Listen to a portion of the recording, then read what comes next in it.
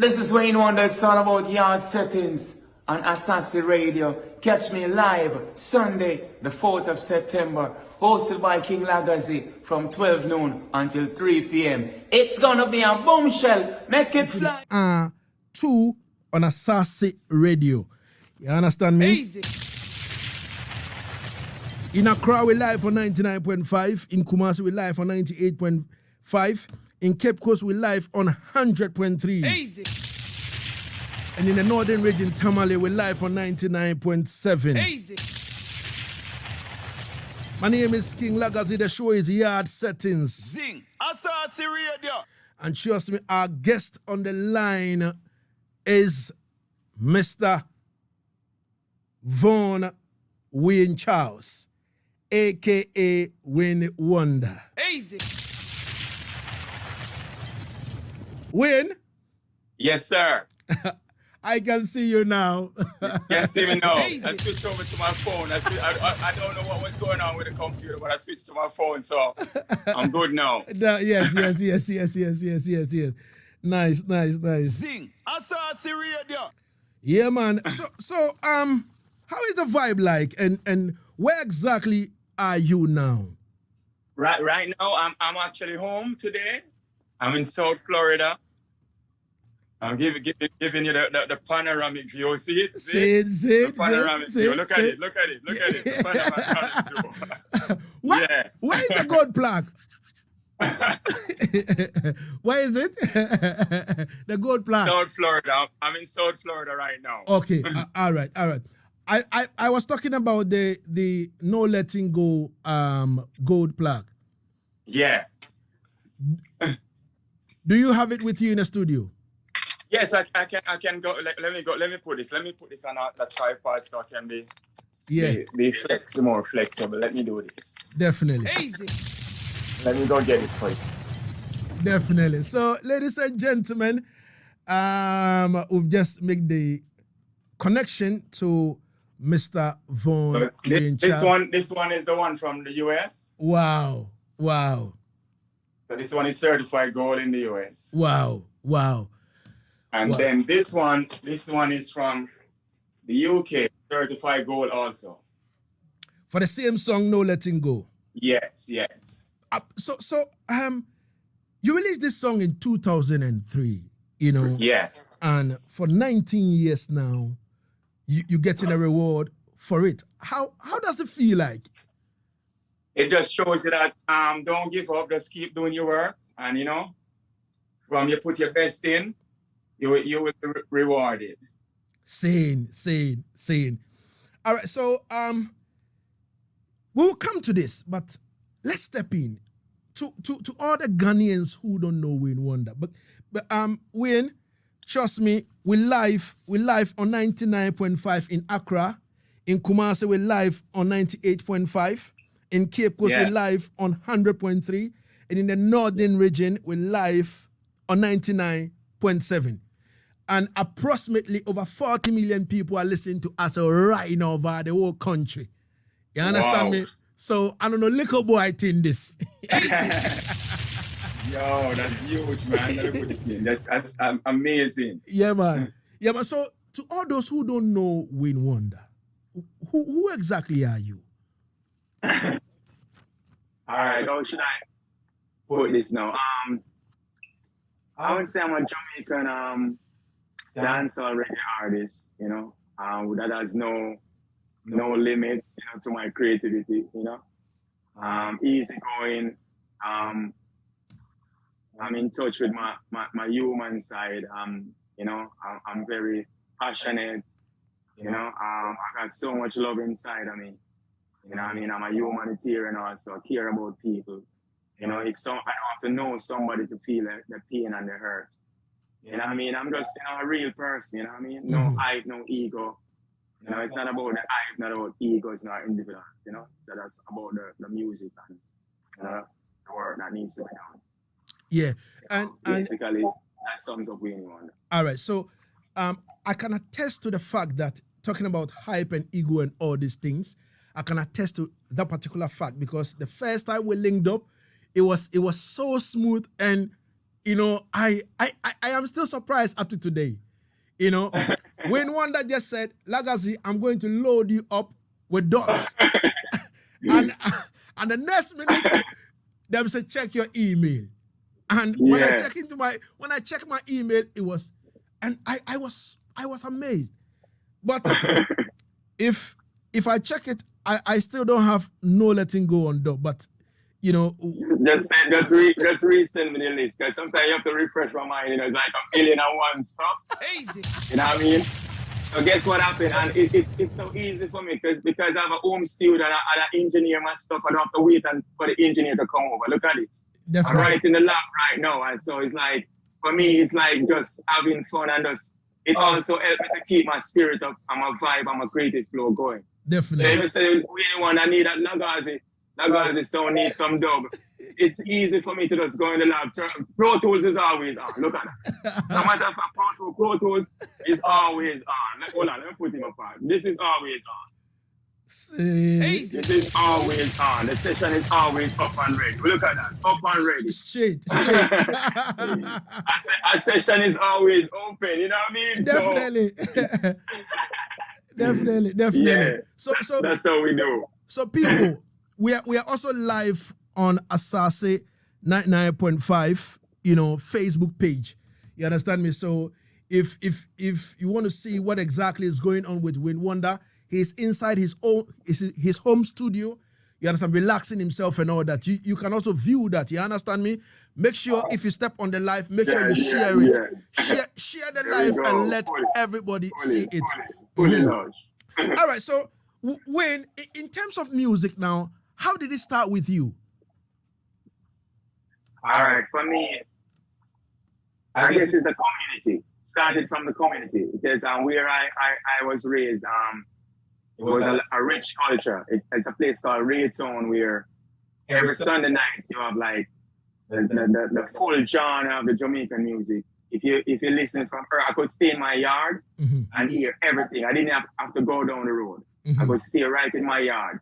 So I got exposed to all the genres of the music, from the ska coming up right up, the early Bob Marley, the head tones, and just the early foundation of the music.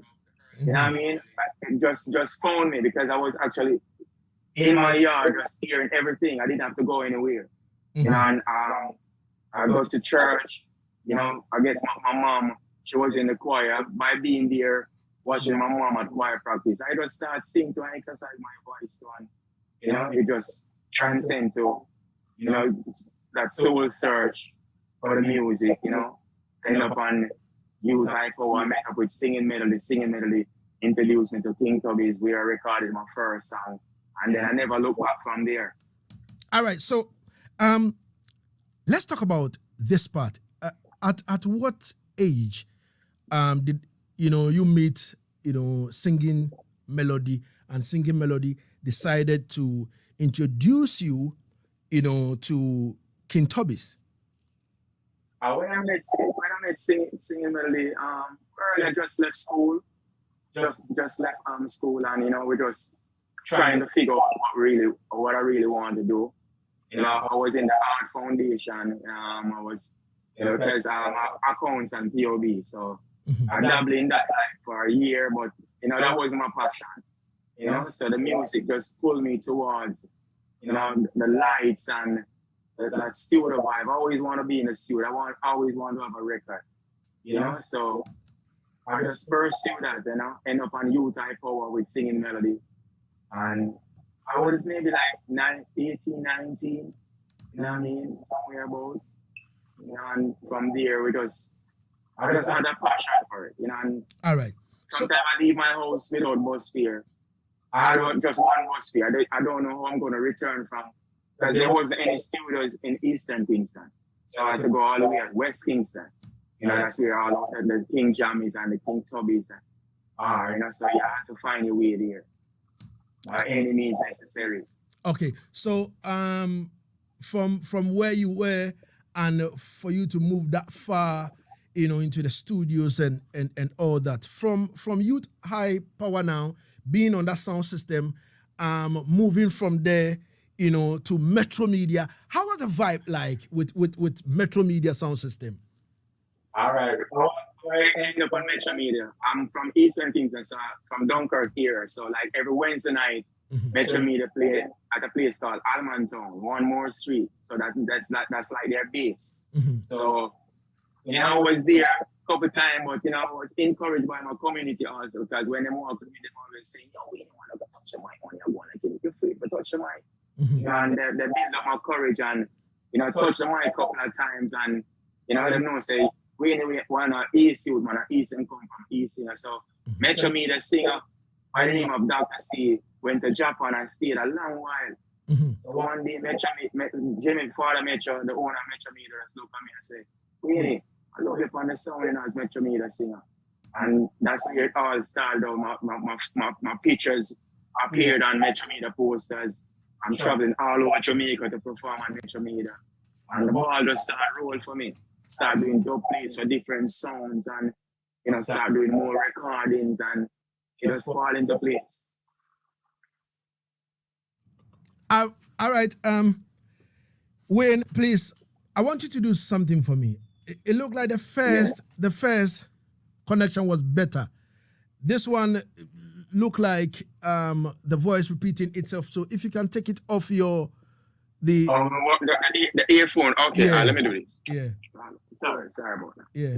Sorry about that. If you can take it off. Yeah, man. Easy. Sing Asaase Radio. Sing Asaase Radio. So you don't know Asaase Radio, and trust me, we're talking to Wayne Wonder all the way from his home studio. And trust me, we're making sure that everything good. You understand me? Big up to the technician on duty, Jonah. You understand? Making sure that everything copacetic in the studio. Easy. My son, don't panic. Never get weary. Don't get panic. I was looking at the time and 35 got into the 2 over here. Exactly 3 p.m. we'll be out of here. So, you know, I have dozens of questions to ask you, Wayne, and yo, this network must be, you know, stable and the connection and everying. I would like to say big respect. You know why? You know why? Because we're supposed to do it live in the Asaase studio. You know, see? So we're going to do it live in the Asaase studio. Definitely. Yo, Mr. Jando, you heard from Wayne Wonder. He said we need to do it live over here. Live. Yes, sir. Mr. Jando, so what you say? What you say, Godfather? Easy. Sing Asaase Radio. Yeah, man. So around that time when you were on a Metro Media sound system, were you having any singles?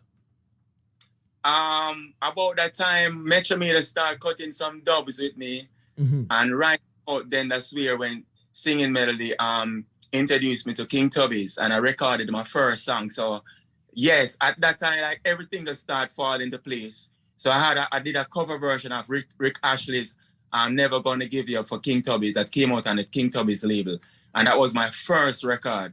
I remember walking with that record, letting the sound play it, then I took it back. I go to a different spot on a different sound, let them play it, and I take it back. You know, wow. And I just campaign with that record. You know, how was it like having a record in your hands and moving with a 45 to every dance and say, "Yo, play this." After they play, you say, "Give me back." Yeah, I was just so ecstatic. I was just so, you know what I mean, full of energy and like, because I can't believe that I really have a record, you know what I mean? I this record that this was what like was one of the biggest thing, you know, could have happened to me, you know what I mean? So it just really encouraged me, inspired me to just push. It was a great feeling, man. To know that I have a record in my hand, it's a Weenie one, and it's my vocals on it, and I know the process to cut stamp and, you know, to make the record itself, and I went through all that process and now I have it in my hand. It was just a great feeling. Wow, we give thanks. So how was the 90s like? How was the 90s like for you? You know, like from, let's say, 1990 to 1999. Within the 90s, how was it like for you as an artist? in terms of recording, in terms of sound system, in terms of dub plate, in terms of everything? How was it like? It was just tremendous, amazing, because during that time, that the 90s, I'm basically got my foot in. By that time, I'm at Penthouse Records now. Because, you know, I pick out my first album I recorded for a producer by the name of Pick Out. But then I migrated, so I was like in square one, and Toby's passed away. So the two people who had interest in me, one died and one migrated. Okay. So I end up at Penthouse, and that's where I got to meet Dave Kelly, or link up back with Dave Kelly, because me and Dave Kelly come from way back. And Dave was the engineer, and that's where we get to record every day. Just imagine I have a studio that I can be every day, 24/7, every day, day in, day out. So from I would say from 90 to about 93, I took like 4 years to make Penthouse catalog, you know. Wow. 4 years, just imagine that. To do all the Penthouse songs, 4 years to do that. How would you describe the Penthouse experience? How would you describe that? Amazing. That was like a college for me. Just imagine I could be at class every day and getting all the curriculums, going all over all the studies. That was like a university for me. I was there every day. I was the first one to be at studio, and I'm the last one to leave. I told you I made Penthouse catalog in 4 years, and then I was basically a Penthouse / Madhouse artist from day one, because when Dave decided to go on his own and form Madhouse, I was part of Madhouse also. And then we took from 93 to 99, and we just maul out that Madhouse segment also. All right, so you know what I mean? When you were with Penthouse, your time, around that time, which were some of the artists that were with you, you know, at Penthouse? Were you alone? When I went to Penthouse, Jermaine used to record like Father Berry's, Marcia Griffiths, Deborah Wilson, Nana McLean. When I went there, these were like big stars. Roddy Tom, you name it. Jermaine a big producer. I was Penthouse first artist, like I say, artist. I'm Penthouse artist, and me being Penthouse artist, I used to sing on Metro Media every Wednesday. That's where I met Cutty Ranks and tell Cutty, yo, come on Penthouse. So I actually told Cutty Ranks about Penthouse before Jermaine started manage Cutty. And so I recruit the artists, I bring them to Penthouse. Including Buju. Me Tony Rebel. I tell Tony Rebel, say, yo, Penthouse. You know what I mean? And him bring Garnet and come a Penthouse. Them time the Garnet named Bimbo. Yeah. Garnet even was singing at that time. Garnet was a DJ by the name of Bimbo. Yeah. See? And then now me and Frankie Sly have a dance for go. And I check Winston Riley but know of Bojo, but I never meet him personally. Because Stumpy, the engineer, always telling us about this song called Stamina Daddy. So when I finally met up with him, I said, yeah, man, I know you, man. Him say, come and dance with me. So I pick him up that night and carry him to the dance with me and call him up and he mash up the place. Me and him start par. Them time the Jermaine don't know Bojo. Nobody don't know Bojo at Penthouse. And me bring them in. And you know, pull them up Jacob's ladder. They don't talk about it still. Some of them don't talk about it, but that's the truth. Definitely. I would be making up stories. Definitely. And I remember I called him up on Sting 1991. And by Sting 1992, he was the headline act. Well on. Sting 1991. I will love to talk about this. How many minutes did you have Sting 1991 to perform? I had 15 minutes. You had 15 minutes to perform? Yes. And on top of it, you call Buju on stage and give me and you give him piece of it. Yeah, man, give him piece of the pie, man. And he mash up the whole place. Wow. Yeah. I never heard him say that before. That is true. The record is there. Videos are out there. Yeah. Wow. You know, but as I said, I'm a type of person, I don't do this for show. Definitely. I don't do this to say it's about me. I do it from here. I do it from right, genuinely. Definitely. So, Wayne, talking about the things you've done for artists who don't go out there, and a lot of these artists are big artists now that people listen to, that people watch and all that kind of thing. You've done all these things for them, and they don't go. Well, I've never, I don't know, I stand to be corrected, but I've never heard anybody on interview saying this, like a couple few, but you know, like the main ones that we know that are popular in Ghana and around the world and all that kind of things, don't throw the light on some of these things that even as big as Buju is now, in 1991, you had 15 minutes and you had to give him, you know, a piece of it and he mashed it up, and in the following year he was the headliner. His picture was so big. Wow. Yeah. Wow. And I remember I'm getting booked for the shows and I am giving him money out of my money. Wow. And I am flying out and I am bringing back stuff for him, because I used to have a say that you can't pour and don't star. So I'm trying my best to make him look good and look like a star too. Definitely. I'm the one who used to pick him up in my little 2-door Civics way before him have car. Wow. But he not talk about those things. Mr. Wayne, talk to me now. How is the relationship between you and Buju now? No, not zero. From he came back and did all that show run, and I thought that everything was good. From after the show, nothing, no communication. Way before pandemic. So pandemic is like 3 years. So we don't really have no relationship for the past 3+ years. Like zero. I can't believe this. Easy. Yeah, man, it's the truth, man. I wouldn't be making up stories, man. You mean Wayne Wonder don't have any relationship with, like Buju cut the connection between you and him? Yeah, no, it's like zero communication. No. Not even say, yo, brother, how you do? You good? If I even that, nothing. Number change, no communication, like as some, different people. None of the youth them where was there from day one. Them not show them about no love. Me not go around. Nah. Me not really like talk about this thing, but it's just the truth. Yeah. I can't make up stories. Definitely. I can't say, yeah, man, everything good, man. No. I'm not a hypocrite, Definitely. I just keep it. Wow. Yeah, man. Zing, Asaase Radio. Wow. You live on Asaase Radio. I was talking to... And from there, I'm the one who recruited Baby Sham too. Baby Sham was with Spragga. Then him drop amongst me. Then, me carry him to Penthouse and then meet Dave, and him and Dave form a good relationship. And Baby Sham, you see what Baby Sham turned out to be now, a big artist also.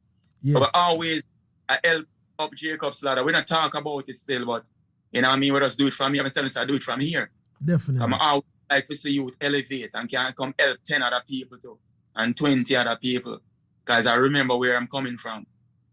Wow. Wow. 47 gone into the R2 on Asaase Radio. We're reasoning with Wayne Wonder. And trust me, on the more serious note, I'm kind of speechless right now. But everything good and everything is all right in the place. Trust me. We give thanks and praise. So Eddie Rang says, ask him about his brother Benjamin. Edward Ohinijang of Nexus Sound System says, I should ask you about Benjamin. Who is Benjamin? Who is Benjamin again? Benjamin. Who is Benjamin? Yeah. He said... So many faces, so many names. Okay. Okay. He said, ask him about his brother, Benjamin. I don't have a brother by the name of Benjamin. Okay. All right. So that's misinformation. Okay. Respect. Big up Lisa on the live. Big up Samuel, Nee Hayford. Big up Stephen McCarthy. Big up Della Lawrence. Big up Aita Bingi. All these people them on the live. Big respect. You know what I mean? Yes, one on the live. Okay. Thanks. Yeah, man. We give thanks. So In terms of your career now, I know Win Wonder is there, is touring. I think last week I spoke to you and you were like you just came from a show and all that kind of thing. So it means that you're still touring, right? Yes, I was in Colorado last week with Sprague Benz, Ding Dong, and a few more artists, Chanel Muir. Then on Sunday, last week Sunday, I was in Brooklyn. I was invited with Skinny Fabulous at a show in Brooklyn. So I'm blessed, man. I'm always keeping busy. I just say I have a studio, I record at my own leisure. You know, I just, facilitate myself. I'm self-driven. So there ain't no stopping us now. You know what I mean? Easy. Yeah, man. Yeah. All right. So, talking about the artists from the 90s and our current crop of artists, how do you see the balance? There's no balance. There's no balance. Them you just live the thing, them you just, in a gangster thing and, All right, so when I was growing up, in my community, my dad, also me a singer, me an artist, my dad not get involved in a gun thing or him sit to it as me go to studio, him sit me keep out a problem. Now it's, now every youth of them done. So, they have no real strong community leaders no more. So the youth them just loose and, now just bare darkness now. That's a big difference. So there's no balance, man. So would you agree with people who are of the view that dancehall is violence? Looking at what is going on now. All right. It was always, I wouldn't say dancehall is violence, It's all about like your surroundings. So you have youths where if them make music, them make music off them lifestyle and them environment. See? But at the same time, Bob Marley came from Trenchtown. But I never hear Bob Marley sing a gun tune. You know what I mean? So it's all about mindset. You know what I mean? So me want to take myself out of that equation that we're, even though me living at the garrison, it's rough and beer things are going, I still can make music for elevate. You know what I mean? So it's all about mindset. It doesn't matter where you come from. Doctors there in the garrison, lawyers there in the garrison, chartered accountants there in the garrison, pilots there in the garrison, gunman there in the garrison, robber there in the garrison. You know what I mean? It's all about mindset. Movies are violent. Not saying the director violent. And they make a nice drama or a comedy also. All right. So I wouldn't say it's violent. It's all about the environment and mindset. You know what I mean? All right. I need to do this with the informants. I would like to find out from you about artists who take money from promoters and don't show up. In recent times, it has happened several times where some artists got beat up and all that kind of thing because they took money from promoters and don't show up. You understand me? And again, it's within this time frame of this current crop of artists. You know what I mean? Yes. So what do you make of that? It's sad to say, but in this current crop, the scamming mentality is alive, fully alive. So if you can trick somebody and get them money, it's that type of mentality. But there's always a outcome to that, a repercussion to that. You know what I mean? So if you play that type of game, then you're gonna end up get the outcome where you put out there. So what you put out in the universe, someday karma, it's gonna come back and haunt you. So if you decide to take people money and don't show up, one day a man gonna get fed up and you'll get, you might end up getting takeaway too. So it's just a time because so much scamming going on now. Here Shabba said people making Facebook and Instagram, which him not have none personally. you know. Yeah. So it's just the mindset and, you know, the times, you know what I mean? Mm-hmm. So enough scamming I go on. A man say, boy, me can create a we ain't on a page and say, we ain't want a dub special. And he might put out in the atmosphere, say, half price. Where I don't know nothing about that, because that do happen, that happened to me. Yeah. I hear on the dub plate. I hear fake stuff, splice stuff, which is not, you know what I mean? So it's out there, you know what I mean? You have to just do your best and navigate through this, you know, this wildfire. Easy. All right. So, Mr. Edward Ohinijan says his brother or friend who stole, you know, his money. He's talking about he said either your brother or your friend who stole your money. Who stole your money? My brother stole the first £300 I ever make out of music. Saying, what happened? Yeah. All right. Producer pick out, came to my community, drop off some money for me. I hid it. And then a few days after, I went back to the hiding spot and the money is not there. Your brother took it. I ran the investigation. I one of my siblings. You know what I mean? My first money that I ever made out of music. Oh, wow. Wow. Wow. We give thanks. We give thanks. Because of I have enough questions, but I have only 5 minutes to wrap up. And it's so I know. sad. Want to be in the studio there live. Yeah, so but Wayne, you've been to Ghana before. And yes, I visited perform in Accra before, me and Kevin Dickle. Yes, sir. 2 years ago. Yeah. Yes. You know, so amazing experience. I even have artifacts. I brought back a drum. This drum here, I bought it in Accra. This. I bought this from Accra. Here it is. I bought this in Accra. Wow. Wow. Easy. Yeah.